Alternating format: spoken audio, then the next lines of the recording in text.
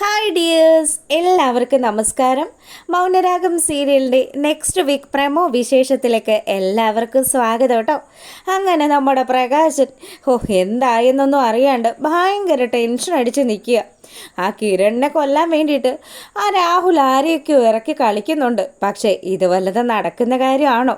താൻ ആഗ്രഹിച്ചതുപോലെ തന്നെ അവൻ്റെ മരണം കാണാൻ സാധിക്കുമോ ആലോചിച്ച് വിഷമിച്ച് നിൽക്കുക നമ്മുടെ പ്രകാശൻ്റെ ഈ മനസ്സിൽ മുഴുവനും ടെൻഷനാണെന്ന് അറിഞ്ഞുകൊണ്ട് തന്നെ പ്രകാശൻ്റെ അടുത്തേക്ക് രാഹുൽ വന്നു. എടാ, നീ എന്തിനിങ്ങനെ ആദ്യ പിടിക്കുന്നത്? എൻ്റെ പയ്യന്മാർ ഇപ്പോൾ കാര്യങ്ങളൊക്കെ നല്ല വെടിപ്പായിട്ട് ചെയ്തിട്ടുണ്ടാവും. നീ അതുകൊണ്ട് സമാധാനമായിട്ട് ഇവിടെ ഇരിക്കുക. നമുക്കിവിടെ ഇരുന്ന് അവൻ്റെയും അവളുടെയും കാര്യങ്ങൾ, ആ സേനൻ്റെയും രൂപയുടെയും കാര്യങ്ങളൊക്കെ സംസാരിച്ചു കൊണ്ടിരിക്കാം. എന്തായാലും നിൻ്റെ മകളും ഇനി അങ്ങോട്ട് കരയാൻ പോവുകയാണല്ലോ. അവളുടെ കെട്ടിയും ചത്തു കഴിഞ്ഞാൽ പിന്നെ അവൾക്ക് ആരാടാ ഒരാശ്രയം? അവൾക്ക് ആരും തന്നെ ഉണ്ടാവില്ല. എന്തായാലും രൂപയെ തകർക്കാൻ കിട്ടിയ ഈ അവസരം അത് ഞാനങ്ങ് മുതലാക്കിയത് എന്തുകൊണ്ടും നിനക്കും എനിക്കും ഒരേപോലെ പ്രയോജനം ചെയ്തില്ലേ എന്ന് രാഹുൽ പറയുക.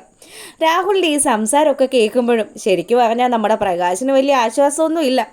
എടാ രാഹുലേ, അവൻ മരിച്ചുപോയെന്ന് ആരെങ്കിലും ഒന്ന് വിളിച്ചു പറഞ്ഞോ? ഇല്ലല്ലോ. അതൊക്കെ വിളിച്ചു പറഞ്ഞതിന് ശേഷം മാത്രം ഇങ്ങനെ സന്തോഷിച്ചാൽ മതി.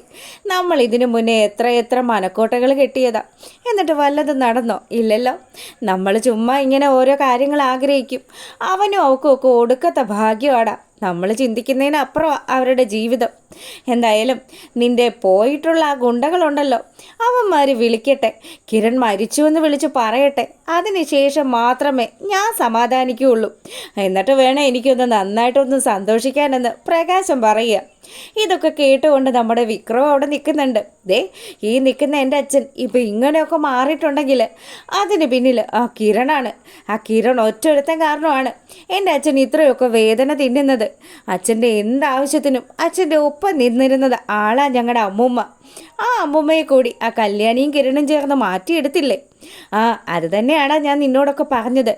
അവനെ കൊന്നില്ലെങ്കിൽ ശരിയാവില്ല എന്ന്. നിനക്ക് നഷ്ടപ്പെട്ടതെല്ലാം പ്രകാശ നിനക്ക് നേടിത്തരാനായിട്ട് ഈ രാഹുൽ ഇതിൻ്റെ ചങ്കായിട്ട് കൂടെ ഉണ്ടാവുമെന്ന് രാഹുൽ ഭയങ്കര കാര്യത്തിന് പ്രകാശിനോട് പറയുക. അങ്ങനെ ഇവർ സന്തോഷത്തിലിരിക്കുന്ന സമയത്താണ് രാഹുലിൻ്റെ ഫോണിലേക്ക് ആ കൊലയാളി വിളിക്കുന്നത്. അതെ സാറേ, അവനെ കൊല്ലാൻ സാധിച്ചില്ലെങ്കിലും അവൻ്റെ തലയ്ക്ക് നല്ല പരിക്ക് കിട്ടുന്ന രീതിയിൽ അടിച്ചാ വിട്ടിരിക്കുന്നത്. അവനിപ്പോൾ ഹോസ്പിറ്റലിലാണെന്നും ICUയിൽ കിടക്കുകയാണെന്നും ഒരനക്കോ ഇല്ല. ഇത്രയും സമയമായിട്ട് ബോധം തെളിഞ്ഞിട്ടില്ല എന്നുള്ള കാര്യം കൂടി രാഹുലിനോട് അയാൾ പറയുക. എടാ, നിന്നോടൊക്കെ അവനെ കൊന്നതിന് ശേഷം എന്നെ വിളിക്കാനല്ലേ പറഞ്ഞത്? സാറേ, അതല്ലേ പറഞ്ഞത്. ഈ മുരുകൻ ഒരു കാര്യം ഏറ്റെടുത്ത് കഴിഞ്ഞാൽ പിന്നെ അതിൽ വേറെ അപ്പീലുകൾ ഉണ്ടാവില്ല. മുരുകൻ പറഞ്ഞതുപോലെ ചെയ്യും.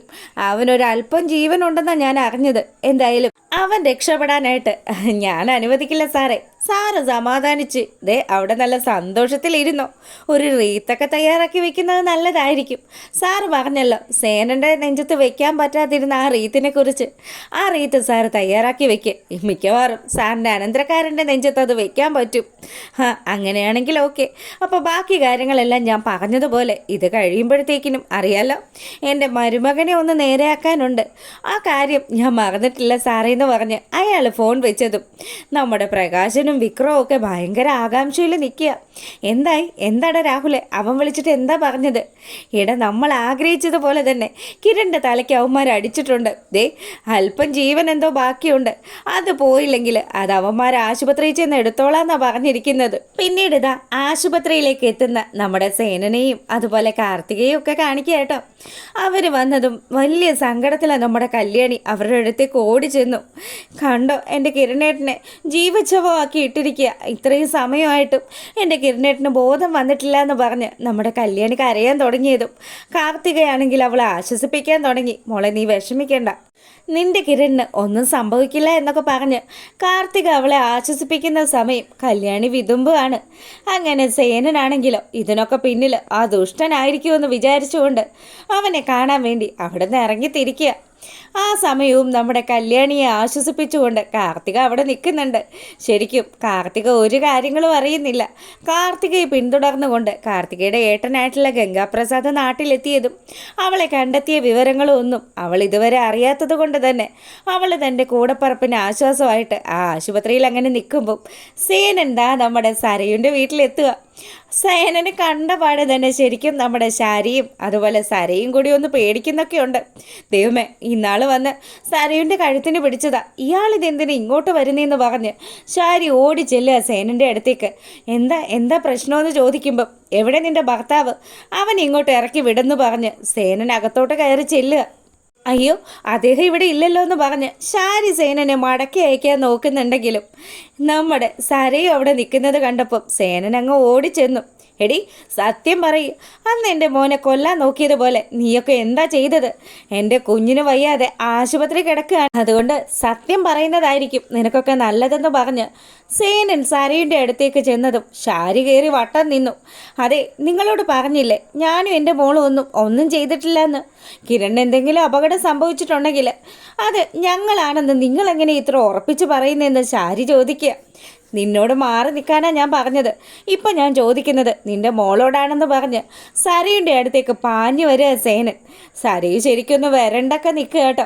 അപ്പം സേനൻ പറഞ്ഞു, അതെ, ഇവളുടെ അച്ഛനും അറിയാതെ ഒരു കാര്യവും നടക്കില്ല. അവൻ എവിടെ? അവൻ ഒളിവിൽ പോയതാണോ എന്ന് ചോദിച്ചതും അയാൾ എവിടെ പോയതാണെന്നൊന്നും ഞങ്ങൾക്കറിയില്ല, ഇപ്പം ഇങ്ങോട്ട് വരാറൊന്നുമില്ല, എവിടെയാ താമസിക്കുന്നതെന്ന് പോലും എനിക്കറിയത്തില്ല എന്ന് പറഞ്ഞ് ശാരി കൈ കഴുകുമ്പം എൻ്റെ മോൻ എന്തെങ്കിലും സംഭവിച്ചാൽ നിന്നെയും നിൻ്റെ മകളെയും അടക്കം എല്ലാത്തിനെയും ഈ വീട്ടിലെത്തി കത്തിച്ച് കളയുമെന്ന് പറഞ്ഞ് പുള്ളിക്കാരൻ വെല്ലുവിളി നടത്തി അവിടെ നിന്ന് ഇറങ്ങി പോവുക.